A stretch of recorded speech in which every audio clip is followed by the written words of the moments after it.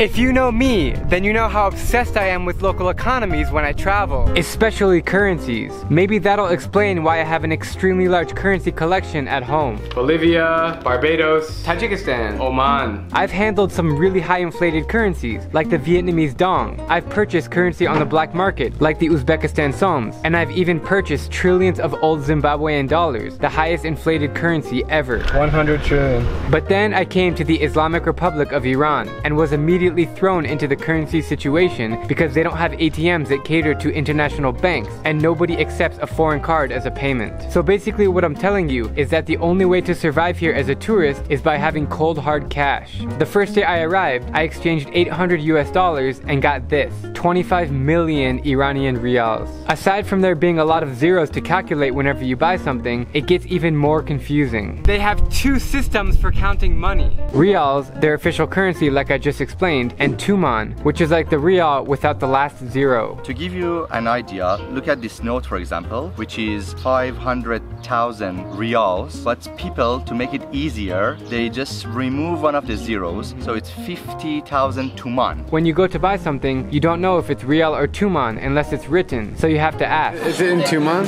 Tuman, so 4,000,008, wait, you add 1 0. As a traveler, you need to ask if it's Rial or in Tuman. And sometimes in the market I've noticed they say it's 2 Tuman, but that just confuses me even more. Yes, that's yeah, you're right, because the local people for 5,000 Tuman, just to make it much easier, they just say 5 Tuman. And even they had the idea before, when this money was printed, to remove the zeros. So if you look at here, you can see just 50 is written. Whenever I am asked to pay for something, I stick my hand in my pocket, pull out a wad of cash, and let the guy choose which bill is the right one.